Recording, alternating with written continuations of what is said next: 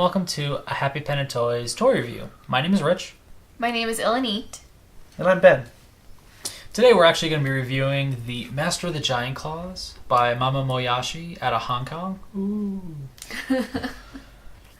With our toy reviews, we generally look at 5 aspects of the toy. We look at the concept behind the toy, we look at the packaging of the toy, we look at the translation of the toy, which is sort of how it goes from 2D to 3D, the execution of the factory, and then the value of the toy. Is it worth the price tag? So we'll start off with concept. Concept here for the Master of the Giant Claws. It's part of the Fishery series by Mame Moyashi. And it's these kind of humanoid marine animals that are kind of being, the belly is always being made into sushi. So you kind of have this lobster man with these little humanoid feet. He's got his little lobstery flesh in the belly. What do you think, Illaneet? What are you feeling? Well, as far as the concept goes, it's nothing new to see toys being translated this way with, the idea of sushi or food behind them. But I do feel like this is an original and fun new take on it. So out of 5, I give the concept a 5. I think it's clever and fun. Wow, 5. She loves it. All right. I'm going to give it a 4. I really like the concept. I like sushi toys, and I think it does something different than you would see from like Andrew Bell, Tokidoki, or any of the, the toy people. It's a refreshing take on sushi toys. And they're cool looking. All right, and I'm going to agree with Illaneet on this one. I'm giving it a 5. With what was your name again? Well, that was my pseudo. I'm going to try to choose, but I already had it picked out. Yeah, Illaneet, I think it's dead on. 5, it's something we've seen with other toy companies doing sushi-themed toys, but it's done in an original and fresh way that we hadn't seen done before, so I'm digging it. You hope it's fresh. It's sushi. Category number 2, packaging. So the packaging on this figure, unlike most Western-style toys, no PVC tray, no box, header card in a bag, with 2 exceptions to the normal Japanese sofubi packaging. There's no staples. It's actually a plastic tie, so you could just clip it and it won't break the header card. Super nice. And then there's a hole punch in the bottom of the bag so the toy can breathe, so there's no, it's suffocating or anything. And then on the very back, it kind of has pictures of lobsters, and it's got the Mame Moyashi Cafe menu, and he's the lobster man, so there's lobster. Ben, what do you think of this packaging? How you feeling about it? You know what? Like the packaging's not super interesting, but because it's done in a sofubi style, I'm going to compare it against other sofubi style packaging. I'm going to give it a 5. It's exactly what you'd expect, but I feel like the art on the header card is really well done, and I really like the plastic ties as opposed to staples. So I feel like you took what I was expecting and you stepped it up an extra notch. I'm giving it a 5.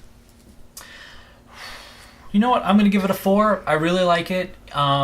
Again, exactly what Ben said. This header card art is awesome. I like the big Master of the Giant Claws in the corner, and then some of the other characters from the Fishery series in the background. Very traditional Japanese art. I like the playfulness of the menu on the back. And again, cutting these ties is super easy without destroying the header card, and the toy comes out nice and safe. For a 5 for me, it's like there's course toys and then there's everybody else. I don't think anyone's ever going to make packaging that is an art form all of its own. This is a really great packaging for what it is, but for me, I don't go, wow, look at all the crap they did to it. Okay. Illaneet, what do you got? I agree with you. I think... There's 2 of us here. Which you? You. Me. Okay. Rich, you. I agree Gotcha. with Rich. I think with packaging...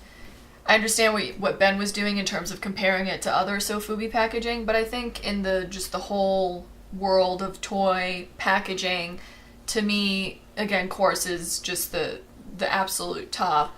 And then this, as far as sofubi packaging goes, they did go that extra step of giving you the elastic versus the staples, and the header card is really super cool. But again, I judge it based off of all packaging, so to me, it's a 4 out of 5. Okay. Still high marks. Let's also mention the fact that they put vent holes in the plastic bag as well. He did. You did? Oh, okay. I did. I totally missed it. But another point that I absolutely love with this packaging, again, stepping it up from what we typically would see. So our next category is translation. Translations. That's how well did the toy company work with creating concept sketches to actually doing the sculpt, essentially? And quite honestly, it looks exactly like the concept art. Certain things are almost chibi stylized, where like maybe the feet look a little shorter and the hands look a little shorter. But I mean, the articulation choices with these little whiskers on top are fantastic. The claw moves side to side. I mean, it looks exactly like the artwork, and they added a lot of really fun, different, just articulation that I think is cool. I'm gonna give it a 5. I love it. Okay. To me, this is really as good as it gets. Taking from the 2D rendering to a toy, the 2D rendering by itself is really cool looking and super interesting, and they've managed to surpass it with the toy. Just the texture of the belly, the glossiness, and that's definitely a choice that they made here that I just absolutely love. And then, like Rich mentioned, the articulation, fantastic, especially with the antenna on top here. Just the textures, everything is just fantastic. I love all the choices they made here. Let's give that a number. 5. 5. All right. Well, I'm gonna agree with Rich on this one, and also only in that aspect. But I feel like everything they did makes it better. Any choice that differs from the original concept art makes it better. There was some different color combinations that we see in the final result of the toy, and I feel like those were better options. So again, I'm just gonna give it a 5. I think that's all there is to say about it. Yeah. Yeah. All right, next up is the execution. For us, execution really is how well did the factory do mass production? Is the paint good? Is the paint sloppy? Small details, plastic choices used, stuff like that. So, Ben, you want to talk about execution? All right. With the execution on this one, again, we've been talking about the paint choices, and they are amazing. Everything is pretty much as perfect as you can possibly say. My only problem is I really don't like the paint choices on the feet. There's something about the color that they chose. You can almost see through it. It has like a translucent peach quality to it. But because everything else is so well done, above and beyond what I would expect, I'm still going to give it a 5 because the feet are such a small aspect of the whole toy. I'm going to go with 5. I really like the plastic choice that you have on this belly. It looks, maybe it was clear, and then there was some sort of like glossy coating on top of it. I don't really know. I can't really tell.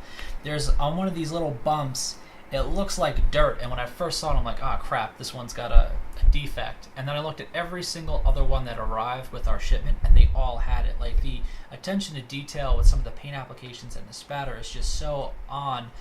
The little, right by around the mouth, there's a wash in here that really just looks very authentic. It looks super real. It looks like someone tried making a toy out of a dead lobster. It's kind of strange, but also very admirable in its attempt, and it's just fantastic to me. 5. I love it. Yeah, I'm with you. 5. Again, I just go back to the belly. The choice they made, which we talked about in the other category, but it's just the execution. It's so well done. The way they did this wash, you can see it's got kind of like a pinky hue, a translucent hue. There's like a milky white hue on top of it. Again, just so you want to touch it. You really just want to spend all day rubbing his belly. And then, like Rich mentioned, the ridges in here are just fantastically well done. I love the way they did the coloration, the paint application on the carapace and on the little helmet here. Just, yeah, the more you look at this thing, the more you find things to be really excited by, whether it's the sculpt, the paint application, just so many good choices made here. So definitely 5 for me. Yeah, and the paint transitions are amazing. Flawless. Yeah, just the way that they do the speckling, it looks so natural. There's nothing else to be said except for it is so well done. Yeah, it's pretty fantastic. All right, the last category is the value. So, according to Mame Moyashi, these retail for 4,800 yen, which we're in the US, it doesn't really do us any good. We got our retail price from My Plastic Heart, and we set the price at $62.99. So, $62.99. What do you think? So I'm not huge into this Eastern vinyl scene. I'm just starting out, and I can compare it to Western vinyl prices, but I don't feel like that's a fair distinction. So what would I be looking at spending if this figure existed from one of the other companies I have been buying from? Generally in the range of $50 to $60, I would say. Okay, so if that's what I'd be looking for, a piece this size, and then I got to give it a 3. 3's good marks. What that means is it's at its money. It's right where I would expect to pay for it if I saw it in a store. So a 3. I'm going to also give it a 3. I think it is exactly where it's at. I don't really think it's overpriced. I think it's there. It's what it's worth.